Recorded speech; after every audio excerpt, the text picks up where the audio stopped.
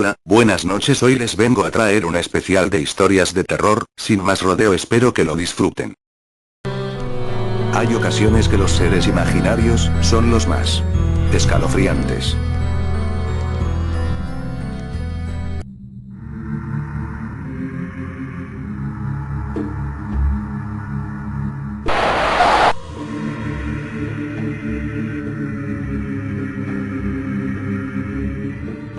¿Quién es Ghoul? Ghoul es un ser imaginario, lo que puede resultar curioso, gracioso incluso si lo quieres ver así. Pero hay algo que debes saber. Él no es bueno, y no es tu amigo.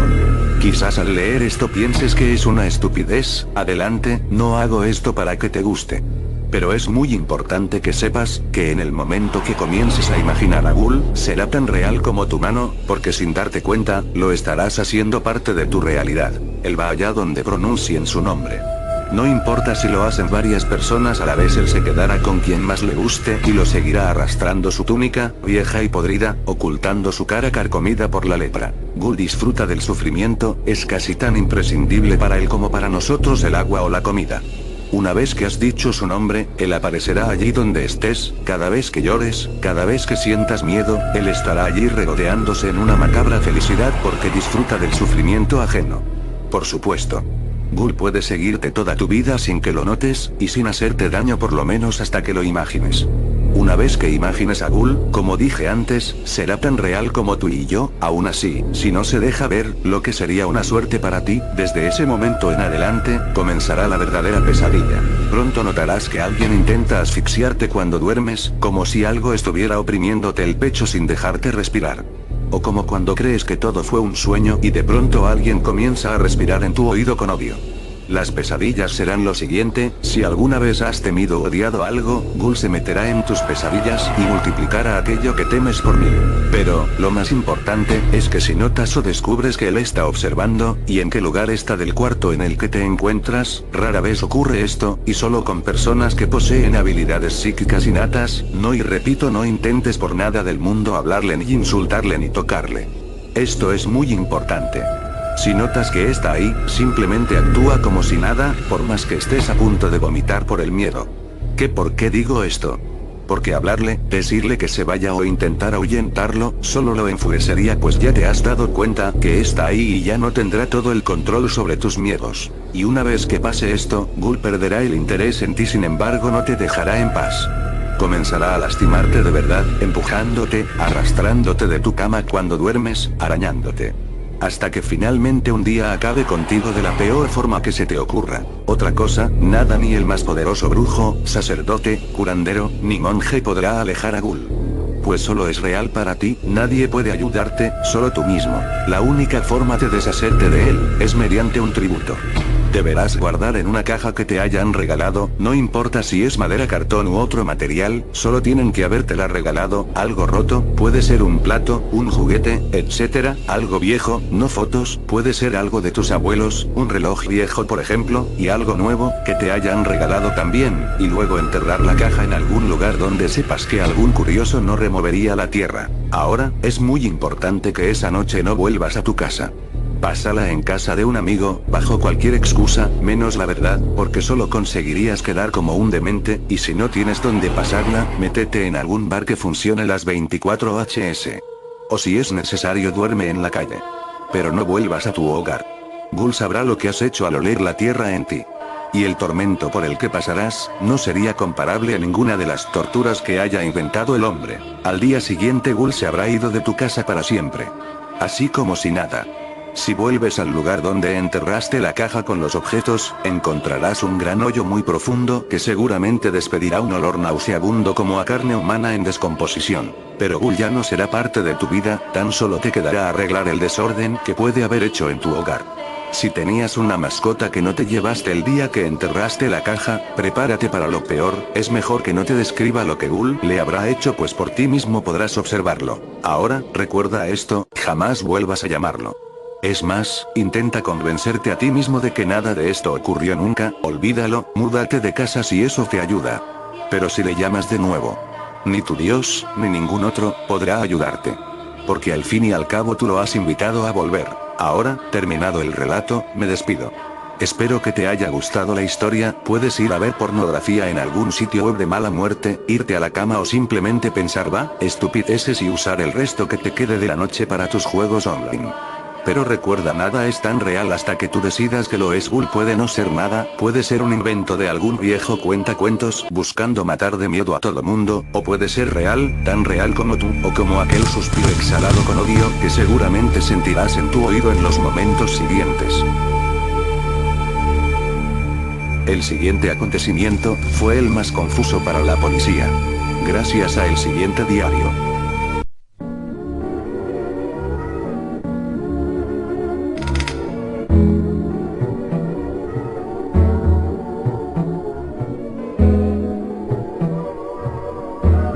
...16 febrero 94... Hoy ha sido mi cumpleaños, ahora tengo 15. No me han regalado muchas cosas, entre ellas este cuaderno. Sé por qué es, ayer los escuché hablar con el Dr. Méndez. Les dijo que me haría bien tener donde expresarme. Me da igual. Solo quiero que las cosas vuelvan a ser como antes, cuando mamá estaba con papá y conmigo. Odio a Estela. Pretende que la llame mamá y que hagamos cosas juntas. Papá me evita cuando toco el tema de que ella es mala. Mi mamá está muerta, ella no es mi madre. No lo es. 18 febrero 94. Ayer llegó un paquete a casa por equivocación. Prolijamente envuelto en papel cartón y atado con un hilo. Adentro había un muñeco de trapo, de esos que están hechos a mano y se le ven las costuras a los costados.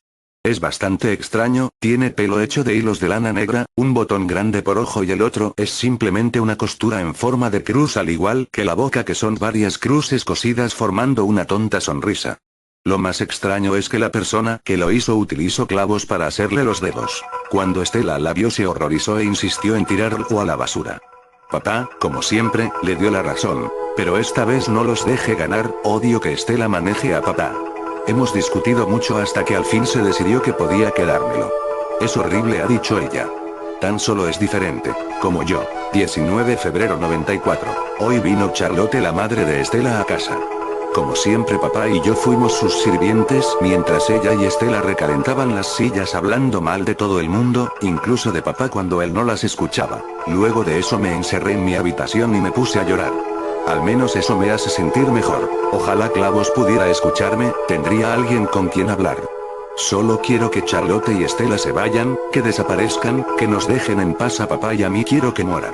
20 febrero 94. Esta mañana no encontré a Clavos en la silla frente a mi cama donde lo dejé anoche, espero que Estela no lo haya arrojado a la basura. No tengo muchas ganas de escribir hoy, solo quiero encontrar a Clavos. 23 de febrero 94. Pasó algo muy extraño. Ayer papá me dijo que la abuela Charlotte falleció, al parecer tuvo un accidente en el baño y se golpeó la cabeza.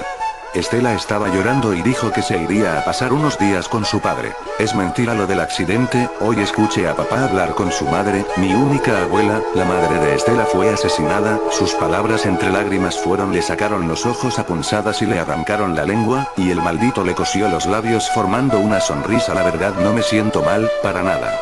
Incluso, aunque sé que esté mal, me alegro. De verdad me alegro. Al menos encontré a Clavos, todo el tiempo estuvo abajo de mi cama, no sé cómo llegó allí, pero estoy feliz de encontrarlo. 24 de febrero 94. Anoche tuve un mal sueño, soñé que Clavos se levantaba de su silla e intentaba estrangularme y arañarme. Pero al despertar estaba ahí en la silla, donde lo dejé. 25 de febrero 94. Ayer a la tarde papá me culpó de que alguien hubiera destrozado totalmente la habitación y las cosas de Estela. Pero yo no fui. Todo estaba destrozado, hasta el último de sus vestidos, libros y casi todo lo que estaba en la habitación. Hoy cuando llegó Estela me golpeó, y papá lo permitió. Ya no lo quiero, solo quiero estar sola. 26 de febrero 94. Anoche estaba en la cama, despierta. He visto llorando del miedo y fingiendo estar dormida como Clavos se levantaba de su silla y se metía en el auto de Estela. Esta mañana ella dijo que iría al centro de la ciudad a despejarse un poco, que volvería en unas horas. No pude hacer otra cosa que contarle todo a papá. No me creyó. Sigue enojado conmigo, yo solo tengo mucho miedo, quiero que nos vayamos ahora mismo de casa. Clavos no es bueno, él mató a Charlotte, estoy segura. Y tengo miedo que me lastime a mí o a papá. No puedo hacer otra cosa sino escribir. 29 de febrero 94. Estela está muerta, tuvo un accidente. No sé qué está pasando, Clavos aún no ha regresado. Tengo miedo de que pueda lastimarnos a papá o a mí. Hoy le rogué que nos vayamos de casa, me pegó y dijo que todo lo que estaba pasando era mi culpa. Estuvo tomando de nuevo. Ahora solo puedo escribir. 30 de febrero 94. Ya no sé qué hacer, hoy me levanté y encontré un rastro de sangre que va desde la habitación de mis padres hasta la cocina, el teléfono no funciona y no hay electricidad. Solo he podido encerrarme en mi habitación y trancar la puerta. Hace unos momentos que escucho pequeños golpes en ella. Clavos ha vuelto y esta vez viene por mí. Yo solo quería que las cosas cambiaran, pero no de esta manera. Ya no hay solución. Últimas anotaciones en el diario personal de una menor de identidad reservada. Según el informe, sufría de esquizofrenia, TPM, trastorno de personalidad múltiple que reflejaba en un supuesto muñeco que jamás fue hallado en la escena. Y alucinaciones. La menor en cuestión asesinó a su padre y a su cónyuge, y a la madre de esta en el lapso de 6 días y acabó con su vida cercenando sus muñecas. No se encontró el muñeco en cuestión. Solo un par de clavos ensangrentados utilizados para el asesinato del padre. Quizás algunos dirán que la niña tenía doble personalidad. Pero no debemos creer en todo lo que nos dice la gente. No es así. Pero lo que sí es real son los desafortunados. De tener un defecto muy grande para que así el significado de la vida sea casi nada.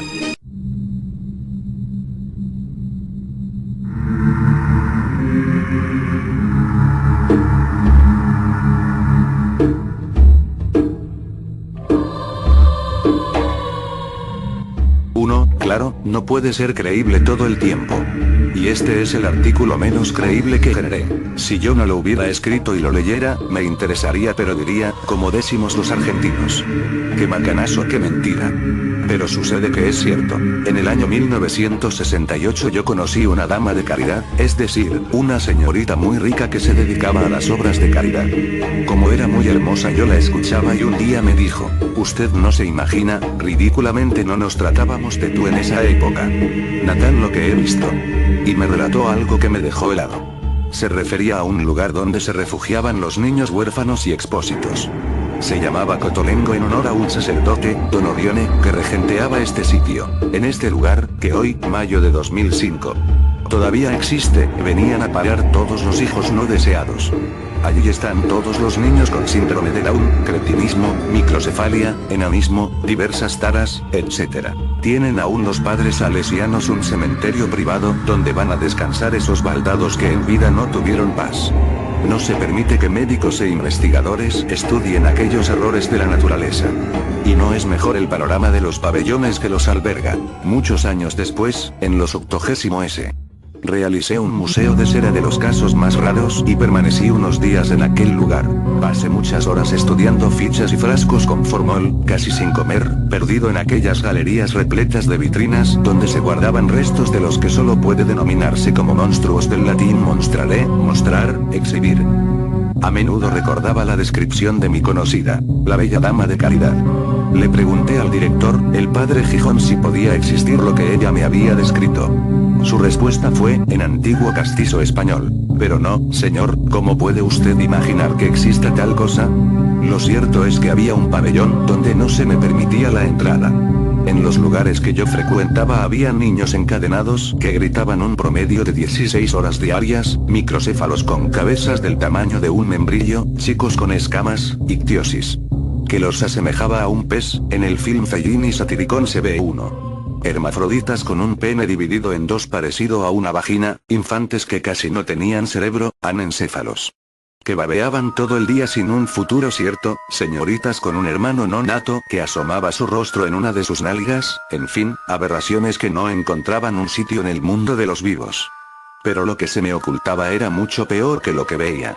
Seguí con mi trabajo, siempre recordando el relato de la dama de caridad. Un día, yo era joven y soltero. Me aficioné a una enfermera 10 años mayor que yo y me atreví durante un almuerzo bajo un sauce, cercano al cementerio, a hacerle la pregunta: escúchame, Malva, hace años alguien me dijo que en el pabellón cerrado existe. El rostro de la enfermera cambió totalmente. Mira, escúchame, olvídate de lo que te dijeron. Allí solo entran los curas y las monjas. Si existe eso que vos decís a nadie le interesa, es un caso médico. ¿Qué querés? ¿Que te echen? Déjate de joder, hace tu trabajo y no andes revolviendo la mierda. La respuesta no podía ser más explícita. Me olvidé del caso por una temporada. Cuando un tiempo después había terminado mi tarea de seroplasta, cuando mis esculturas ya estaban listas para la exposición y la enfermera ya era una compañía más íntima, un día me dijo: ya te estás por ir, difícil que vuelvas por aquí. Claypole, se llamaba el arrabal. Tengo ganas de hacerte un regalo, pensé en algo picante, guarro, pero me equivoqué. Malva, pícara y cómplice, sacó de un sobrecolor madera una foto y me la mostró. Me electricé por lo que vi. Hacía añares que sospechaba que eso era cierto. Sobre una gran mesa de mármol un montón de carne, como la celulitis de una gorda enorme, descansaba, cruzada de venas azuladas y pelos débiles. No tenía cara ni miembros, tampoco ninguna característica humana. Solo dos orificios delataban algo humano en aquella cosa, y de estos dos agujeros partían sondas de goma por donde, después se me dijo, comía y defecaba. La enfermera sexy y locuaz trataba de ilustrarme con su pobre léxico e inteligencia. Nació hace 42 años, los curas, con la ayuda de los médicos, tratan de que viva, cristianamente. Come un licuado de leche, frutas, hígado vacuno, papilla de bebé, quise, ahora, 2005, puedo confesarme, estrangularla, continuó. Transpira y tiembla si la acaricias, solo nosotros, médicos, enfermeras, nanas tenemos acceso a ella, él. Y cuando muera será enterrada en el cementerio del Cotolengo Don Orione, nadie lo va a estudiar porque, una vez lo escuché, es un error de Dios, ¿viste? No sé si esto es cierto. Yo solo vi una foto y escuché un relato, pero si un día puedo hacer una película sobre este hecho, no voy a poder evitar poner la imagen final que yo vi y que no se me borrará jamás. Malva, acercándoseme con su aliento venéreo y de vino barato, me dijo, mirando a los lados: esto que vos viste y que es tan raro, es nacido de madre. Hay historias que con el simple hecho de saber si es real, te pueden llevar a la muerte.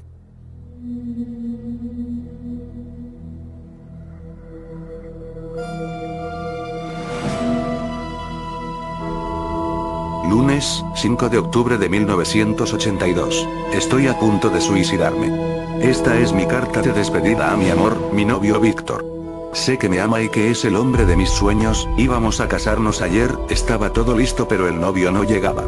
Lamento mucho, mi vida, haber pensado mal de ti, haber creído que estabas indeciso y que no querías casarte conmigo.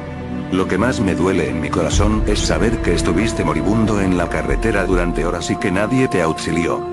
Viste pasar tus últimas agónicas horas en la cuneta de una curva, contando los coches, los camiones, las estúpidas personas que se cruzaron por el lugar donde te estrellaste y ninguna tuvo la decencia de parar a pesar de ver el humo y el derrape de las ruedas saliendo de la carretera, hacia los árboles. Voy a reunirme contigo porque este mundo no se merece una segunda oportunidad.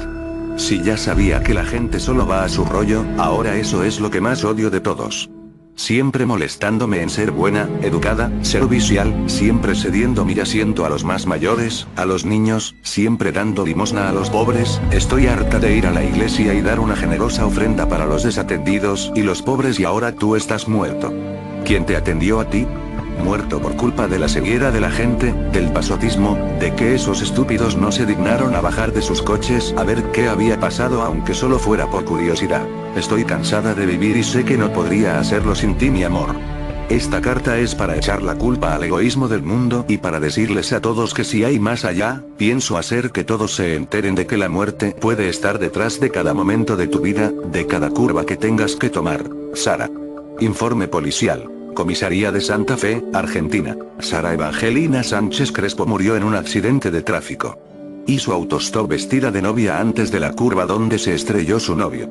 Pararon unos jóvenes y cuando estaban llegando a la curva se estrellaron, con resultado de que todos los ocupantes del vehículo murieron en el acto. Se recogen testimonios que dicen que la novia distrajo al conductor y el coche se estrelló justo donde se estrelló el coche de su novio, todavía humeante del día anterior.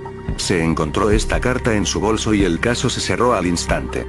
Todos los ocupantes del coche donde ella iba murieron en el acto por la explosión del tanque de gasolina, que estaba lleno. Curiosamente los cuerpos de todos estaban completamente calcinados, pero el cuerpo de Sara, su vestido, la carta y su rostro estaban en perfecto estado. No sufrió ninguna quemadura y su muerte, según el forense, fue porque su corazón dejó de latir. Diario de Ernesto Gutiérrez, redactor del periódico local La Voz de Santa Fe. Martes, 5 de octubre de 2009, 10:05 h. Supongo que debo ser el millonésimo visitante de este archivo para turistas de la policía local. La carta es escalofriante y el informe policial aún más, si cabe. Cada vez que ocurre un accidente en la curva de la mujer de blanco, se desata la curiosidad de todo el mundo. Estoy escribiendo un reportaje en el que intentaré recopilar toda la información acerca del famoso fantasma de la mujer de blanco. La historia es triste y Sara parece que aún no descansa. Se han contabilizado ya 29 accidentes, contando el del año pasado, más de 50 muertes. Siempre se repite el mismo caso, varios jóvenes se estrellan en la misma curva y no se sabe qué les ocurre. Se ha señalizado muy bien la carretera, se han puesto quitamiedos. Nadie se atreve a decir que se trata de la mujer de blanco, dicen que su fantasma es quien provoca los accidentes, pero lo cierto es que siempre se producen sin testigos y siempre, invariablemente, es por la noche. Para sacar de dudas a todo el mundo, he decidido documentar el caso ya que parece que es fácil emular las circunstancias que desatan el accidente. Esta noche debería ocurrir. He indicado al servicio de urgencias lo que me propongo hacer y espero que si me pasa algo, estén allí para apagar el incendio del coche y puedan sacarme de allí. Solo hay una circunstancia que no cumplo y es que no tengo novia. Todos los accidentados iban con amigos y novias o bien, sus novias no estaban con ellos. Es difícil que a mí me ocurra lo mismo si no tengo novia. Aunque espero que al menos pueda ver su fantasma, si es que realmente existe. Martes, 5 de octubre de 2009, 17 h. El servicio de bomberos me ha dicho que no pueden dedicar uno de sus camiones a una carretera perdida. Me han pedido que lleve el móvil encendido y que si tengo algún problema que les llame. Les enseñé la famosa estadística de que todas las noches del 6 de octubre se produce un accidente mortal. Se han reído de mí y me han dicho que cada vez que han ido no ha habido tal accidente, ya que por lo visto no siempre fue este día exacto ni esa hora, según ellos, y se han burlado de mí diciendo que si de verdad quiero emular las circunstancias, debo viajar solo, de noche, a las 12 de la noche. Y luego agregaron, si tienes huevos, claro. Y se carcajearon de mí. Admito que no soy muy célebre como periodista y que escribo todo esto únicamente para encontrar fama y mejorar mi currículum. Quiero ser el que fotografió a la mujer de blanco, el único superviviente de su atroz serie de crímenes y por qué no, buscar el modo de detenerlos. Lo peor de todo es que uno lee la carta de Sara y realmente dan ganas de dar una lección al mundo, para que la gente sea menos egoísta. Uno empatiza con ella si no fuera porque ella misma está siendo culpable de lo que en su día sufrió y por lo que culpó al mundo. Si hubiera una forma de comunicarse con ella y hacerle entender que lo que está haciendo es tan malo como lo que ella misma sufrió. 23 h. La carretera está desierta, nadie pasa por aquí en coche. Estoy viendo la curva allá a lo lejos, aparentemente es inofensiva, voy a dar la vuelta y me tomaré algo en la posada hasta que sea la hora. Es curioso que no tenga miedo de morir, quizás porque no me termino de creer la historia de este pequeño pueblo de Argentina, Santa Fe. Quiero que mi reportaje sirva para testimoniar de primera mano si realmente ocurren accidentes en esa curva todos los años, este día, a las 12 de la noche. Miércoles, 6 de octubre de 2009, 1:30 h. Pasé la curva y no ocurrió nada, di la vuelta y volví a pasar y no vi ningún fantasma, luego di la vuelta y así estuve hasta ahora. Ni un fantasma, ni una mujer de blanco, ni un accidente, ni siquiera un coche. Esto está muerto, como supongo que ocurre todos los años esta fecha.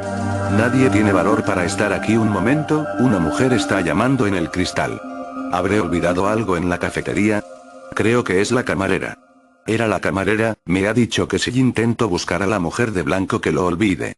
Que todos los que lo han hecho antes han muerto en extrañas circunstancias en un accidente. Eso me da esperanzas, significa que podría aparecérseme y bueno, podría intentar matarme. Pero supongo que como conductor no tengo tacha si pudiera hablar con ella. Es cierto, que tanto interés por esta mujer de blanco está empezando a resultar fascinante para mí. Siento que de algún modo estamos conectados y que de algún modo la voy a poder ayudar. 4:35 h. Un coche se cruzó en mi camino y se salió de la carretera. Vi fugazmente algo blanco y las luces de mis faros lo convirtieron en deslumbrador. Estaba en el arcén y yo estaba tan pendiente de que fuera el fantasma, que no me fijé que me salía de mi carril y el otro coche me esquivó y se estrelló contra un árbol. Iban un joven y su novia. Los dos muertos. La ambulancia llegó en 5 minutos, pero yo creo que estaban muertos desde el mismo accidente. Si tengo que ser sincero, no sé si lo que vi fue una mujer o simplemente una bolsa de plástico arrastrada por el viento. Fue tan fugaz que no puedo asegurar nada. Pero hoy la culpa del accidente no ha sido suya, al menos directamente. ¿O sí? ¿Estará refinando sus métodos y ahora que puede enamorar a la gente ya no necesita aparecerse? Me siento como una basura humana. Si no hubiera tenido el menor interés en este tema, hoy esa pareja estaría viva. Es posible que incluso sea mentira lo del fantasma y que el fantasma realmente lo hemos fabricado nosotros con nuestra obsesión por demostrar que hay vida detrás de la muerte. O bien ha utilizado mi interés en ella para sus fines. Lo cierto es que la policía local ni siquiera me ha preguntado si vi lo que había sucedido. Lo han catalogado como un nuevo accidente en la curva de la mujer de blanco. La Voz de Santa Fe. Nota de redacción, 8 de octubre de 2009. La pasada noche del 7 de octubre un redactor de nuestro periódico, Ernesto Gutiérrez, sufrió un accidente mortal en la carretera mientras volvía a Buenos Aires para hacer un reportaje. Su coche se estrelló en la famosa curva de la mujer de blanco cuando se dirigía hacia la autopista.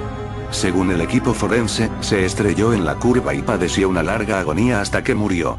El vehículo fue encontrado al día siguiente cuando él ya estaba muerto. A su lado encontraron sus escritos. Con su sangre escribió una sola frase en el cristal de su izquierda: "Lo siento, yo también te amo". La policía encontró el último artículo que había escrito antes de morir. Un reportaje que trataba del fantasma de la mujer de blanco, una leyenda urbana local. Ahora el rumor de una aparición de la mujer fantasma vuelve a ser la comidilla del pueblo de Santa Fe después de que él mismo provocara un accidente por una supuesta visión del fantasma el día antes de su fallecimiento. Desde aquí queremos dar nuestro más sentido pésame a familiares y amigos de Ernesto, compañero al que todos recordaremos con cariño y respeto. La redacción. Informe policial. Documento escrito a mano encontrado en el lugar de los hechos del accidente del 8 de octubre de 2009. Esta es una prueba que ratifica que el accidentado se suicidó. Creí que era una mujer normal, una mujer que realmente iba a una boda. Era mediodía. Dado el fracaso de mis investigaciones, en redacción me dijeron que fuera a Buenos Aires a escribir sobre las inundaciones y cómo vive la gente, de modo que cogí el coche y pasé a las 12 por el hostal de carretera donde había pasado la noche en mi investigación del fantasma. Una mujer vestida de novia, preciosa, con cara de angustia me paró cuando estaba pasando junto al hostal. Me suplicó que por favor la llevara a la iglesia donde su boda debía realizarse, y su coche estaba averiado. Pensé que era una increíble coincidencia, pues todavía tenía reciente la historia del fantasma y pensé que no perdía nada por llevarla. Le pregunté su nombre y me dijo: Sara. Esto me heló la sangre. Ver a una novia tan hermosa en el asiento de copiloto era lo que había estado deseando hacía 2 días. Pero había cosas que no encajaban. Ella había abierto la puerta con la mano, incluso yo se la había estrechado y estaba caliente, y además era de día, proyectaba sombras y estaba viva. Creo que no había visto nunca una mujer más bella, quizás por el vestido de novia, ya que ni siquiera llevaba maquillaje, o al menos era tan bueno que parecía que no llevaba. Qué afortunado tu novio, le dije sin atreverme a arrancar el coche. Sin duda te espera con ansiedad. Por favor arranque, me urgió. Llego tardísimo. No te preocupes, en 5 minutos estarás allí, le dije. Sin embargo no me atrevía a arrancar el coche. Había que pasar por la famosa curva. Dejé de mirarla y arranqué pensando que mantendría la mirada todo el rato en la carretera. Era una extraña coincidencia, debía serlo. Mi mente se obstinaba en rechazar la idea del fantasma, no podía ser ella, estaba viva, eso no era un fantasma y si lo era yo también quería serlo. Su rostro era perfecto y su mirada denotaba algo de tristeza. El coche comenzó a moverse y me incorporé a la carretera. Estaba bastante transitada. Pude incorporarme en un momento que no pasó nadie y tenía margen. Pensé que con tanto tráfico era imposible que me distrajese. Nos acercamos a la curva y me entró curiosidad, de modo que le pregunté: ¿conoces la leyenda de esa curva? Es curioso porque tú vas vestida de novia, como dicen que se aparece el fantasma. Por un instante la miré para ver su reacción, pero ya no estaba. Me asusté tanto que perdí el control del coche y me estrellé a un par de árboles en el interior de la arboleda. Me sorprendí de seguir vivo, el airbag fue muy eficiente en ello. El coche se había estampado de frente y el árbol tenía numerosos ramos de rosas en su tronco, como si allí hubiera muerto una multitud. Tantas flores y ramos que de algún modo habían amortiguado el impacto y podía contarlo. Después me di cuenta de que tenía una pierna herida. El volante había bajado 10 centímetros, y el plástico se había roto y lo tenía clavado en el muslo izquierdo. Intenté moverlo pero no pude. Miré hacia atrás, hacia la carretera. Alguien tuvo que ver el accidente, alguno pararía. Los coches y camiones seguían su camino, nadie se detenía. No me preocupé, todavía tenía el móvil. Entonces descubrí que justo estaba en el bolsillo y el plástico que tenía clavado lo había partido por la mitad. El miedo fue haciéndose presente. Pensé que no podía estar pasándome eso a mí, que tenía que haber una forma de llamar la atención. Toqué el claxon y este no sonó. El accidente lo habría roto. Grité auxilio pero los motores de tanto tráfico hacían imposible que me escucharan. Moví los brazos, traté de levantar el volante pero no se movía. Busqué algo para hacer palanca pero no había nada así a mi alcance. Entonces noté que me mareaba y fue cuando supe que estaba a punto de morir. El corte era tan profundo que había seccionado una arteria. Pero la aorta no debía estar completamente cortada porque no salía mi sangre a chorros, pero sí en un goteo continuo que bajaba por mi pantorrilla hasta el suelo. Si no salía pronto de allí, moriría desangrado o peor aún, el coche podría explotar. Me arranqué la manga derecha de la camisa y me la pasé por debajo de la pierna como pude. Luego la até con fuerza y sentí que la sangre frenaba su descenso levemente. No podía apretarla más, necesitaría un palo y no tenía nada a mano salvo esta pluma, que no aguantaría ni 2 vueltas. Tú querías conocer mi historia, dijo una voz de mujer a mi lado, una mujer que no estaba allí y que parecía disfrutar con mi miedo. Del susto quise saltar y correr, pero eso solo consiguió abrir más mi herida y sentí que la sangre ahora salía más deprisa de mi pierna. Sentí miedo, tenía la seguridad de que no saldría con vida de esta entonces que ella volvió a aparecer a mi lado. Tan hermosa y tan resplandeciente como cuando la recogí, me acarició la frente con tristeza y comenzó a hablarme. Víctor, siempre te querré. Lamento tanto que tuvieras que estar solo antes de morir, te amo, siempre estaré contigo en adelante. Viviremos juntos para siempre en un lugar sin lágrimas. Ya no tienes que correr más, nuestra boda se realizará en el cielo con coros de ángeles, con rosas azules y querubines cantando de alegría. Su voz era tan adorable y sus manos tan suaves que lloré de tristeza. Creí que su novio había muerto por mi culpa, por la culpa de todos por no haberlo ayudado a tiempo, y al mismo tiempo sentí que yo era Víctor. Cogí sangre con mi dedo índice y escribí en el cristal: lo siento, yo también te amo. Entonces ella desapareció y me quedé solo. Completamente solo, con el tiempo justo para ver venir la muerte y dejar por escrito las pruebas de que lo que me ha pasado no ha sido fantasía, sino tan real como esta sangre que poco a poco va escapándose de mí, dejándome sin vida. Hay cosas que han permanecido ocultas para el mundo. Y en el internet se encuentra mucho de esto.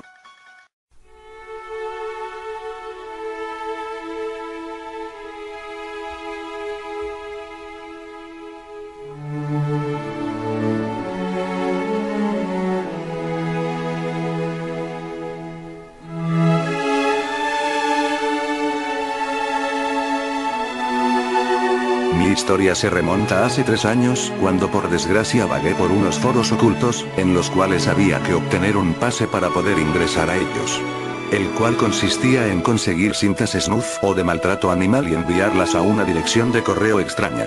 Mi adicción a estos lugares me llevó a realizar aquel petitorio. No hice una cinta snuff, pero maté a una perra a palazos y filmé aquel proceso, luego de ejecutarla la despellejé y envié el vídeo a una dirección extraña.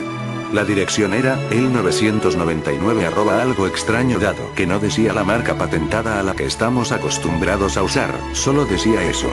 Para despejar mis dudas envié aquel vídeo que me serviría de puente para ingresar a los foros prohibidos. Muchos decían que estos foros eran peores que la web profunda y que aquí se ponían cosas atroces y prohibidas, como experimentos gubernamentales para las masas y para el control mental.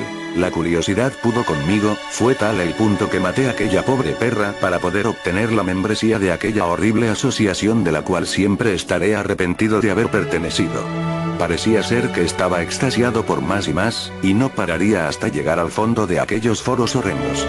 Nunca diré el nombre de los foros para que nadie cometa el mismo error que yo cometí. Mi propio infierno comenzó el maldito día que me hice miembro de aquella basura. Los supuestos creadores de estos foros, te daban una contraseña y te decían que si alguna vez esta clave se saliese de tus manos, vendrían por ti y te harían desaparecer del sistema. Cuando se referían a desaparecer del sistema era más que seguro que te matarían. En un principio me dio mucha gracia, ¿quién te mataría por compartir una contraseña? Pero a medida que ingresaba más y más a esos foros ocultos, algo en mí me decía que no debía continuar, pero por otro lado debía hacerlo para llegar al fondo de toda esta sociedad internauta macabra. Siempre repetían algo como el hermano, una supuesta historia de horror y maldición. Pero para poder saber sobre aquella historia había que hacer algo mucho peor para obtener otra contraseña e ingresar al fondo de los foros, así llamaban los hijos de puta que navegaban por allí a la peor zona de aquellas cadenas de foros. En total eran 3 foros y siempre dirigidos por un tal Dos Hermanos, un hombre clave. Estuve un mes vagando por aquellas redes horripilantes y encontré de todo allí, desde películas snuff filmadas en Rusia, China y la selva amazónica, hasta tráfico infantil y de órganos. Pero si había algo que abundaba allí era la incógnita del hermano. En aquellos foros circulaba la violencia como si fuese algo normal y las cosas macabras eran sinónimo de todos los pervertidos que navegaban por allí. De estos foros nada escapaba, dado que todos comprendían lo que les pasaría si algo se filtraba, todo allí era único. Había muchos vídeos de seres extraños que habían tenido contacto con humanos y que eran usados como experimento por soldados de un país que desconozco.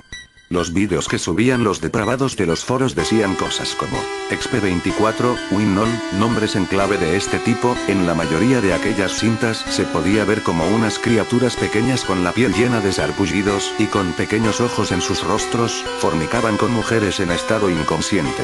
El idioma en el que hablaban los científicos mientras realizaban los experimentos era de lo más extraño, jamás en mi vida lo había oído. Estos vídeos me impresionaron y al cabo de unos días los dejé de ver. Eran horribles las cosas que hacían con las mujeres en los experimentos y peor aún, las criaturas que usaban para experimentar. Jamás había visto aquel tipo de engendros y nunca me hubiese querido topar con ellos. El vídeo que más me impactó y que terminó con mi cordura fue el de una mujer anciana que era puesta en una sala oscura y sucia. La dejan en una especie de plataforma de metal, parlaban por un micrófono y entraban 2 de aquellas criaturas, fornicaban a la pobre vieja y le desgarraban la vagina. La sangre que fluía desde su genital era en cantidad, y los gritos de dolor de aquella mujer eran hirientes para los oídos. Luego entraban 2 científicos y usaban picanas eléctricas para ahuyentar a los enanos horrendos. Tomaban un bidón de nafta y rociaban a la anciana, luego le prendían fuego e inmediatamente entraba una mujer y extinguía las llamas con un matafuego. Después de esto, la anciana aún vivía, sus gritos de agonía se sentían muy claros en el vídeo. Para finalizar aquella cinta del demonio, entraba un viejo gordo que parecía clamar a la anciana, como si fuese un cercano a ella y luego le inyecta algo en su brazo. La vieja deja de gritar y el vídeo se corta. Una vez que vi aquella aberración, decidí dejar por un mes la cadena de foros siniestros. Pero aún seguía en mi mente el pensamiento de qué mierda era el hermano. Al cabo de unas semanas volví a ingresar en la parte más oscura de la red y comencé con mi cruzada para saber cómo obtener información sobre el hermano. Había un usuario con el que siempre compartía cosas, hasta hice una pequeña amistad con él. Poco a poco iba alargando información sobre cómo ingresar a la peor parte de los foros. Pues sí, era lo peor de la red y aún así tenía un sitio más bajo todavía. Un día volví de la universidad y tenía pensado dormir toda la tarde, pero por razones que desconozco algo me decía que ingresase a los foros. Lo hice y encontré un mensaje de mi cofrade de la red. El mensaje decía lo siguiente: Delineador 9966 @. Ya contacté con los hermanos y me dijeron que te puedo hacer entrar a la zona baja de los foros. Pero debes saber que una vez que entres, jamás podrás salir. Estaba seguro de lo que quería, tenía que ingresar a la zona baja de los foros, tenía que saber qué mierda era el hermano. Y le contesté a mi cofrade, diciéndole que ya estaba listo para ingresar, que haría lo que fuese para pertenecer a la zona baja. Tras varios intercambios de mensajes, llegamos a un acuerdo y él me dijo con exactitud qué era lo que tenía que hacer. Mi sorpresa fue enorme, por momentos pensé que me pedirían que matase a toda mi familia y luego fornicase sus cadáveres, pero la petición no era tan grotesca, más bien, era algo extraña. Lo único que se pedía para ser miembro de los foros bajos era que jamás se contase nada de ellos, era más que nada una preparación de confianza. Si no hubiese tenido una buena relación con mi cofrade nunca hubiese entrado, al parecer se necesitaba un contacto directo para entrar. Juré mi lealtad y por último me dieron una oración extraña que debía decir frente a cualquier espejo a las 9 p.m. para poder ingresar a los foros bajos. Primero pensé, esto debe ser un chiste, pero cuando dije aquella oración, que no voy a nombrar, todo cambió en mí. Después de realizar mi tarea volví a ingresar en los foros y para mi sorpresa había un mensaje de otro navegante que decía, de Polyponox 34KK43KK666. Ya perteneces a nosotros, nunca nos traiciones o iremos por ti. No le contesté el mensaje, solo me dispuse a prepararme para encontrar las cosas más deliciosas de la zona baja de los foros. Pero quedé cuajado cuando ingresé mi contraseña y me adentré en los foros bajos. Era lo mismo que lo otro, solo que en la parte superior había una foto extraña de 3 caras horribles con firmas bajo ellas y que decía, el hermano. Esta foto se podía cliquear. Siguiendo mis instintos cliqué aquella maldición de la red y cuando ingresé, unos sonidos extraños como de voces distorsionadas se oían. Esto me perturbó, pero hubo algo que me asustó más, y eran unos textos que contenían signos extraños, números y la historia del hermano. Al parecer este fenómeno era con el objetivo de que por la curiosidad dejases tu registro en los foros y allí pasabas a ser del dominio de una organización delictiva y que pactaba con el demonio. Por eso siempre me decían que me buscarían si los traicionaba y que me borrarían de la sociedad o del sistema. Toda aquella mierda era para usarte de puente e incriminarte en actos delictivos. Los foros se componían por grupos de hackers criminales. Pero leyendo más y más de toda la historia entre signos y números, había algo que me dejó estupefacto. Una historia de la que partía todo el mundo criminal de aquellos foros. La historia contaba que una época donde la tecnología estaba naciendo, uno de 3 hermanos se dedicaba al hackeo y que además tenía tendencias satánicas. Este tipo se centró más en las cosas del demonio que en el robo por medio de internet. Y realizó un pacto de inmortalidad y de reconocimiento. El demonio accedió a su petición, pero a cambio le pidió a sus 2 hermanos. Este tipo accedió y desde aquel día desaparecieron de la faz de la tierra. Los criminales de la red tienen como culto a el hermano, que es un demonio que maneja la red y que controla todo lo que hacemos, buscando personas de alma oscura para reclutarlas y así cosechar almas para el demonio que aún le exige desde el infierno. Este tipo quedó atrapado en la red junto a sus hermanos y se dice que no todos caen en sus artimañas, porque sus hermanos luchan constantemente contra él para que no atrape a cualquier idiota que vague por la red. Una lucha eterna entre el mal y el bien se disputa en los páramos ocultos de la programación de la red. Miles de internautas vagan por páginas, sin saber el peligro que esto lleva, pero ¿hasta cuándo los hermanos del hacker endemoniado podrán retenerlo para que no atrape a inocentes? Solo habrá que esperar para saber y mientras tanto, tener cuidado de cometer actos impuros, porque el hermano está al acecho para reclutar idiotas como yo. En lo que respecta a mí, sigo con vida, con la diferencia de que tengo un custodio policial permanente. Dado que recibí cartas de amenazas de muerte, todo se debe a mi traición a la sociedad de los foros bajos. Mi vida pende de un hilo y mi alma está asustada, porque cuando muera el maldito hermano vendrá por ella, para incrementar su cosecha para el Señor de las Tinieblas. Nadie asegura que páginas web son malditas. ¿Y cuáles sí lo son? ¿O me equivoco?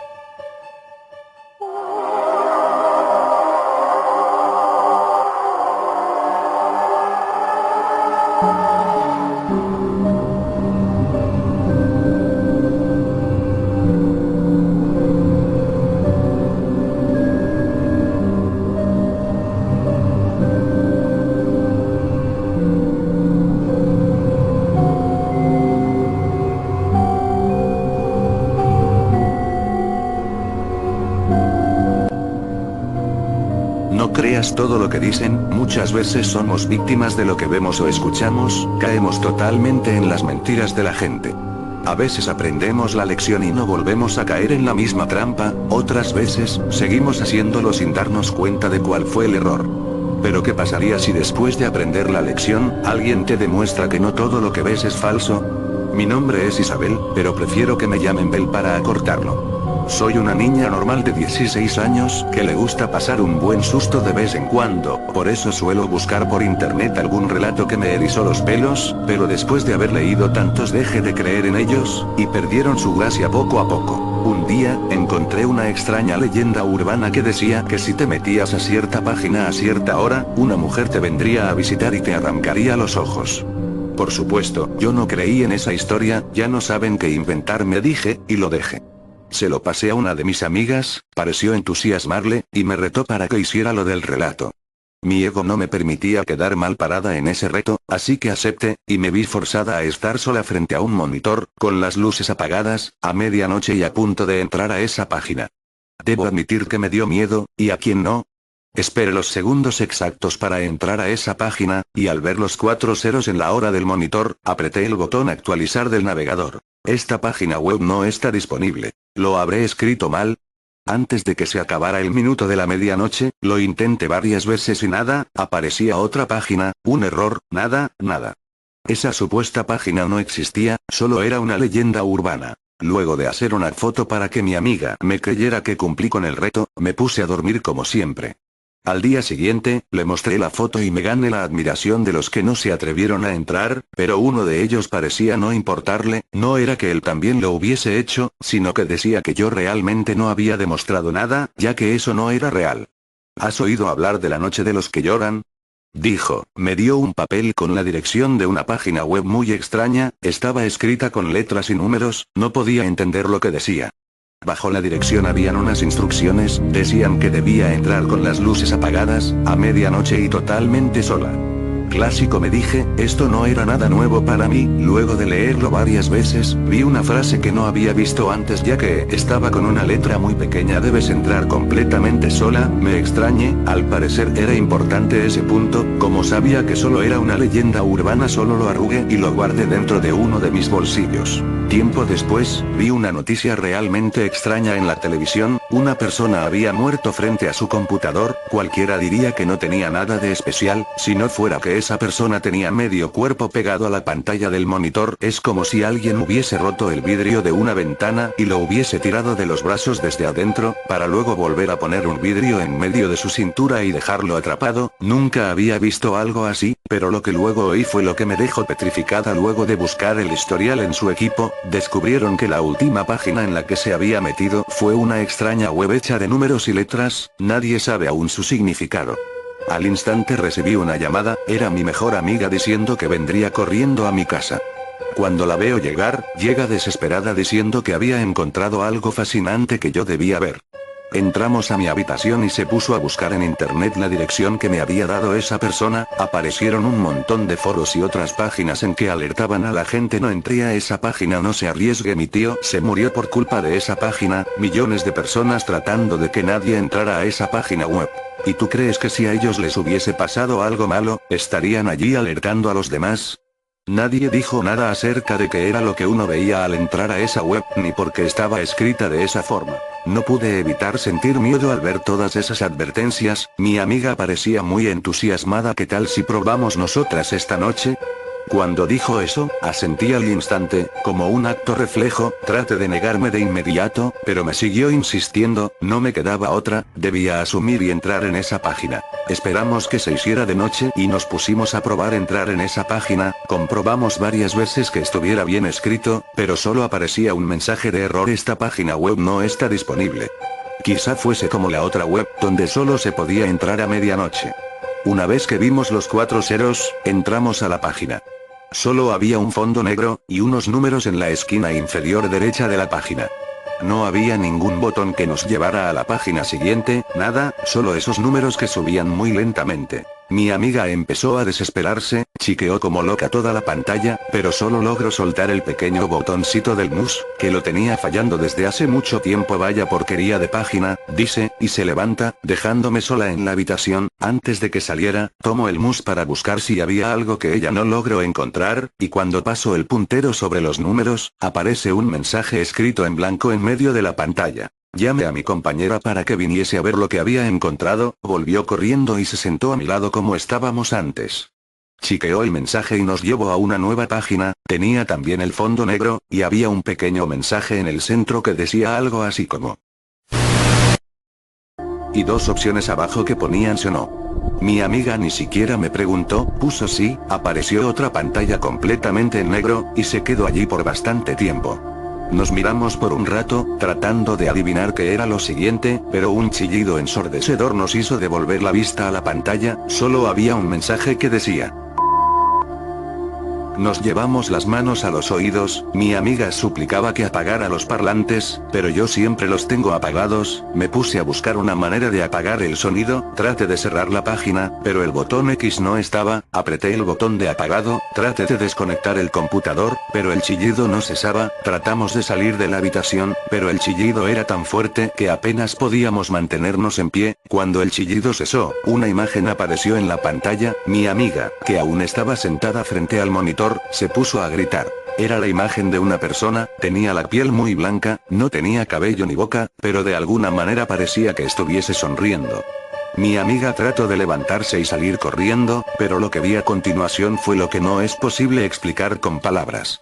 El extraño ser sacó ambos brazos por la pantalla del monitor y tomó a mi amiga de los suyos, la empezó a tirar hacia adentro, yo traté de ayudarla, la tomé de la cintura y traté de mantenerla conmigo, pero solo logré mantener sus piernas fuera, la pantalla se puso en negro nuevamente, y se quedó allí, con medio cuerpo fuera de la pantalla.